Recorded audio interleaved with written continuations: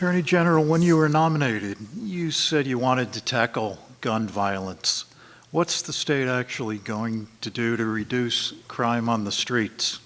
It's heart-wrenching to see our children involved in shootings on the news and the victims so often having nothing to do with a gun. Yeah. So as I've said, gun violence is a top priority, and we don't have to look too far. For an example, like you're talking about, we had an awful shooting in Trenton just a few weeks ago. A 9-year-old girl, Sequoia Bacon-Jones, was shot and killed while playing hide and seek in the playground of her apartment complex. I went to her wake. I've hugged her mom. That's not something I think anybody wants to do, and that's certainly not something we should ever have. And no kid, no matter where they're playing, is in the wrong place or wrong time. So we take this task very seriously, and as I've talked about, take a comprehensive approach. Enforcement side, we know that a very small number of people are responsible for the majority of violence in the state. We're our statewide gun violence reduction task force. I would highlight again, through intelligence-led policing and prosecution, we're going to go after them and are going after them, and that's a collaboration at the state level as well as county and local partners.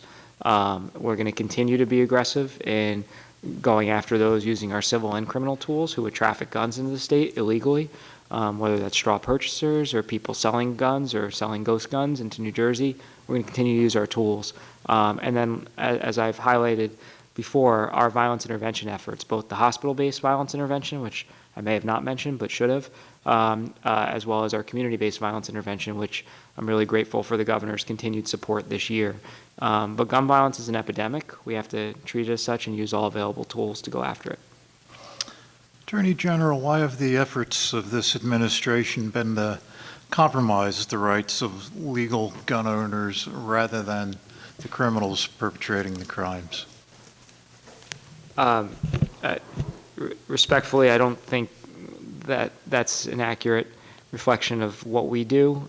In our department, we hold those accountable who use guns in their communities illegally. And we've been, and will continue to be aggressive at prosecuting trigger pullers. As I said, we're investing in investing resources in non-fatal shooting response, which is the single biggest predictor of a fatal shooting, and will continue through our statewide task force as well as through our partnerships with county and locals to be vigilant and responsive to the rise in gun violence in the state.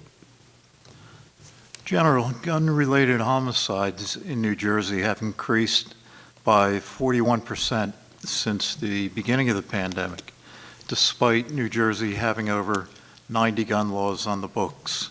The administration has enacted 16 new laws since taking office. If those laws were effective, why is the problem getting worse? Why haven't they prevented an increase in the gun-related homicides that we've been discussing? The increase in gun violence is a national trend. It's certainly not unique to New Jersey. We have one of the lowest rates of gun violence per capita in the country, I think attributable to our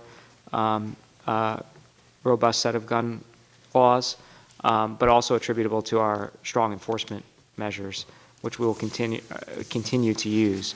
But we're not an island. We're one of 50 states, and in particular in our region, there are other states where it's much easier to get a gun. And so we know, as I've said earlier, the vast majority of guns that are used in the commission of crimes in New Jersey originate in another state, Georgia, Pennsylvania, the Carolinas. And so I wish I could wave a magic wand and change their laws, but we can't do that. So what we can do is be vigilant about enforcing our laws and going after those who would traffic guns illegally into our state and holding them accountable. In your opinion, Attorney General, what is more effective at keeping gun-related crimes down? Police presence in dangerous areas and community intervention, or anti-Second Amendment laws? Again, I think all of our laws have been consistent with the Second Amendment, and we're in court defending them. But it's an and both. We have strong gun laws for a reason, because they do work. And we also rely and very much appreciate and support the role that law enforcement plays in combating the rise in gun violence, and importantly, the role community organizations play in intercepting and disrupting that cycle of violence, because they have credibility on the ground. So we use both approaches. Appreciate your time. Thank you, Madam Chair. Thank you, Assemblyman.